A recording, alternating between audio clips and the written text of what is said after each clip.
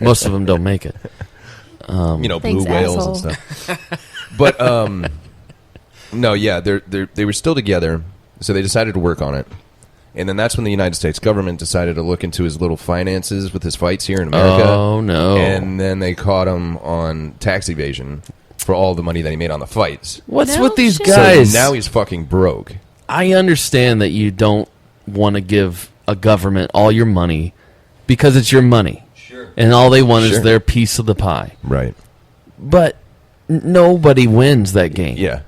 Wesley Snipes had to go to jail.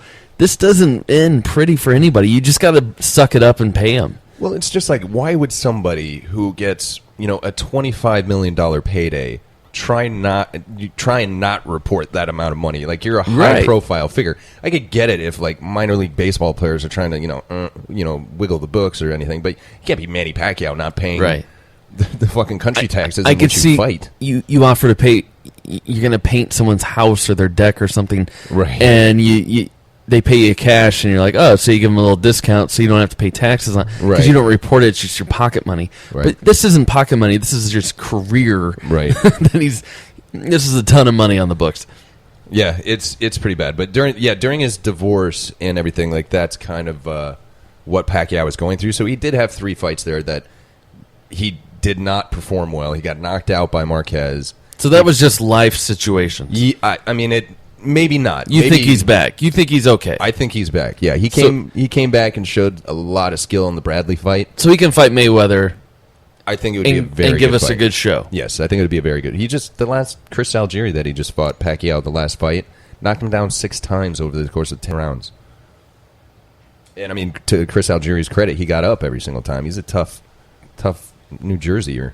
But remember in that Jim Carrey movie where he gets punched out, and in the Dumb and Dumber, in that fight scene. Oh, yeah. And he gets punched, and he falls down, and then all of a sudden he springboards back up. Yeah. That was an awesome scene. Yeah. Yeah, that was great. That was a great scene. That's what I see in fights. I want to see some guys doing some acrobatic shit like that. I would say... I think it's called WWF. Yeah, that's true. Oh, come on. Yeah, with all the outfits and the story. I don't need the theatrics. Acrobatics. Okay. Yeah. But it would be a good fight. And if they ever do fight, I want the two of you to come over and watch it and maybe turn your attention towards boxing a little bit more. I doubt that'll ever work. We actually do have friends that watch boxing, and we've tried it. I mean, we've not tried it. These friends. Out in Quad Cities? Oh, they don't. That's not boxing. That's UFC. That's MMA. No, that's Pacquiao. Oh, okay. No. Pacquiao's boxing. Like Mike Tyson. Oh, you're right.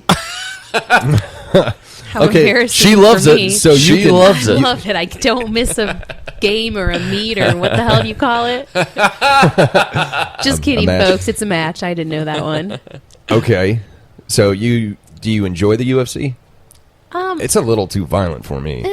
Yeah, I'm one of those kind of people that I don't like mean people, and right. I don't like watching people beat the shit out of each other for entertainment, especially when shit gets bloody. And the last one we watched, which granted was a whole year ago, I feel like, when the guy's Silva broke fucking his leg got stepped. Oh my god, that was so gross. Oh my god, that just grosses. Yeah, I forgot about that. Oh man, it was just all like they do is replay it over rubber and over. Wow. Oh, it was like my elbow wrapping around. Oh.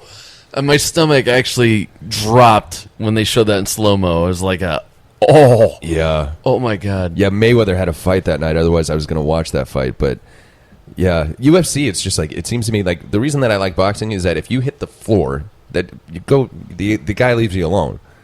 I don't like, and I wouldn't have a problem with it with MMA if when they hit the floor, you had to walk away from them.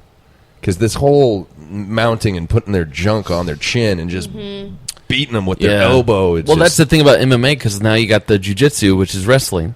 And so once you get him to the ground, now you can wrestle. It just seems like if they would stay wrestling, like actual wrestling moves. So once you're on the ground, you can't punch. You have to say mercy. But how do you get them? So now it's just a hold, and then it's too boring, I think. Yeah, well, that's true. But just the whole elbows to the nose and watching the cuts actually happen right in front of your eyes. Well, I'm watching the guy that's doing the elbowing get tired because the other guy won't give in. Right. And then he has to stop and re-grip and like, and then elbow.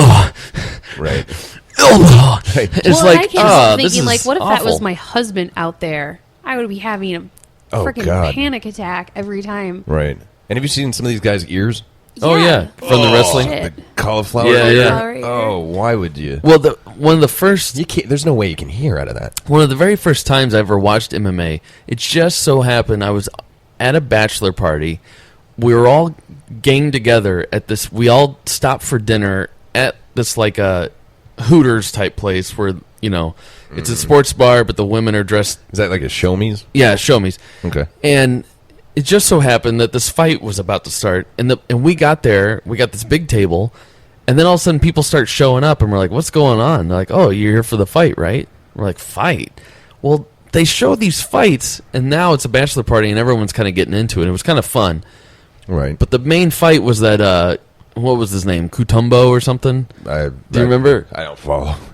Well, MMA very closely. It was this giant black guy who was like, everyone was excited to see him fight. Oh, I know who you're talking about. He has the beard. Yeah. It's something like Tumbo or Kimbo Slice. Kimbo Slice. Kutumbo, you know him.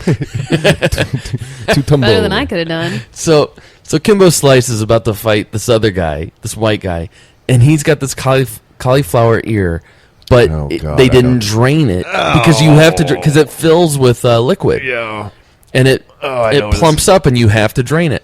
And during the fight, we're watching this fight, and we're all like, what the fuck is with that guy's ear? Look at that thing. It's like a grape hanging off of his ear. And then all this, we're like, it's going to explode. Boom. Explosion. They call the fight. Wait a minute. Fight's over. Go like everywhere, like in a bad movie. Like, was it pussy? Was it clear? It was like bloody. It was bloody. Pop. It was bloody, and it was so gross. And then the fight's over. I think I heard about that. Oh, well, like something that you should do. Kimbo Slice, he started, making a name for himself, I guess, in MMA. A buddy of mine, the Duke, who's going to be over this week to help me out with some things. We were sitting down here watching it because me and the Duke were big boxing fans. So he shows me these old, phone recorded fights of Kimbo Slice when I think he was from Oakland.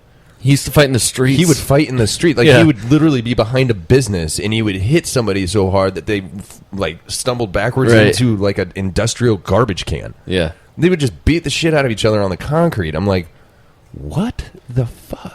And he was... Well, yeah, being a street fighter, but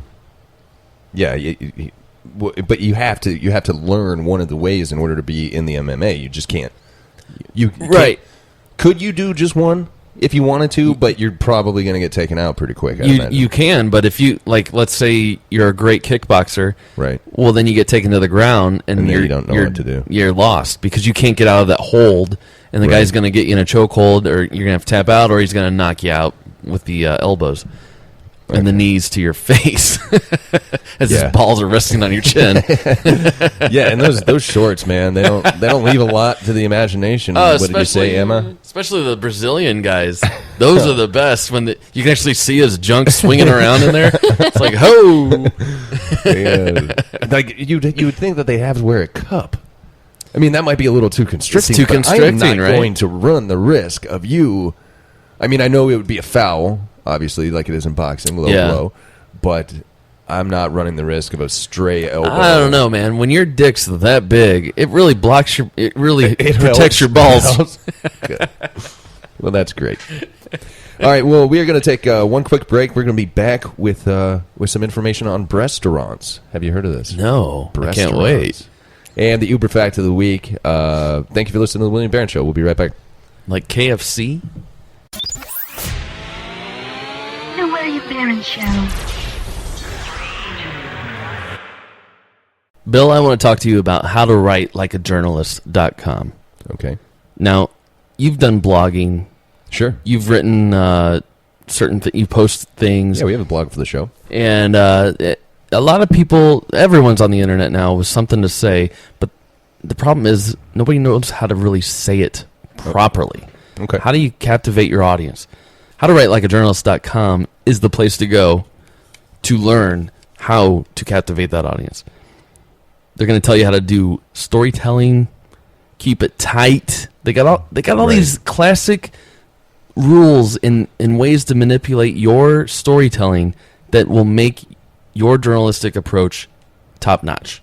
Or like it sounds like it would work like if you're trying to think up copy for like an advertising for your company, they'd be able to help you word it Well, they're going to properly. make you a better writer. Right. And let's say you're trying to do an interview. Mm-hmm. That's come up here on the show before. Sure. How do you write a good interview? It's one thing to talk to a person, but how do you put it into type? Sure.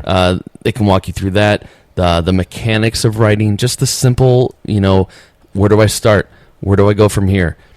The building blocks of a great journalistic approach starts here at howtowritelikeajournalist.com. Are you looking to spice up your life with something fun and exciting? Well, how about being surrounded by paparazzi and fans all cheering you on? Yes, it's a real service, and it's available in cities across the country. Crowds on Demand will provide you with bodyguards, fans, and paparazzi as you go to the mall, go out on the town, attend a PTA meeting, or whatever other occasion you can imagine.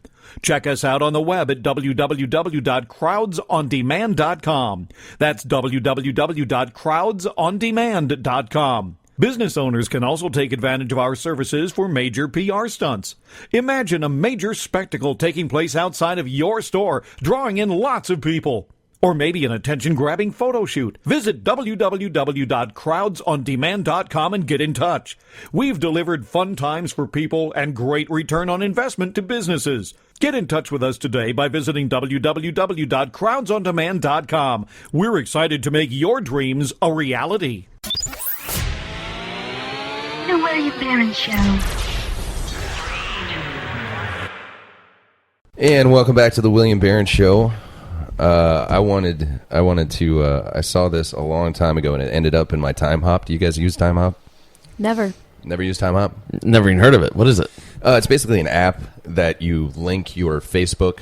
No, it's Time Hop. You link your Facebook, your Twitter, your Instagram, and then every day they'll send you a push notification where you can go look, and it says 1 year ago you posted this, 2 years ago you posted this, 3 years ago you posted Oh, this. I have heard of that. And Yeah. then it's kind of just like a walk down memory lane sort of thing. So I found... Well, because you post all these things, and then 2 years later, they're there forever, but they're gone in your memory, right? Right. So what's this? You got a video? Yeah, this was in my Time Hop, and it's a video of some guy actually took an actual infomercial, muted the audio, and then rewrote what it should have said. Okay. I hope it's set it and forget it. And what it's for is they have some special fancy name for it, but it's like a T-shirt for women to wear underneath their shirts To make them make the fat rolls go away. No. Just it's like a little handkerchief to like cover up the cleavage, like a fake dickie. So now you can look classy, and not trashy. Yep. Right. So I'm gonna play this for you guys. I hope you guys With haven't your, seen this because it's with great. your giant boobs. I definitely have not seen this. Oh, okay. Let's face it, boobs are the greatest thing ever. Right now, this guy has an office boner. For some reason, women keep trying to cover their lady prizes up. Sometimes they even wear undershirts, which is a real fucking buzzkill. Well, now some asshole has invented this new boob apron, which is like a piece of a shirt that women attach to their bras so they can feel like they're wearing an undershirt, when it's really just a boner-killing tit kerchief. If you wear a Tit boob apron, kerchief. then you can look like a librarian, a receptionist, or someone who's allergic to parties. Why wear an undershirt when it gives you breast wedgie? And boob aprons are even worse. Ooh, look, I'm pretending to work. For some reason, a guy telling a girl she has nice hooters is bad. But boob apron takes all the fun out of a date in no time. Nice white Oh, yeah. dick. Boob apron What kind has of fancy date is fabrics that? and was made by slave children overseas. which makes wearing boob apron worse because now you support slavery. Life sucks enough as is, and at times, getting a peek at cleavage is all men have to look forward to. Why would anybody invent something to ruin a man's happiness and take away his dreams? Hear, hear. Regardless of what fucking colors this dream robber comes in. This is America, where we're supposed She looks to so make much better dreams on the come left true, with the tits not hanging take out. them away with a fucking fun bag napkin. Wouldn't this fake job be better if these girls could see each other's cleavage and kiss? Isn't life all about being proud of the gifts God gave you? Because believe me, if guys had boobs, we'd only leave the house to show them off.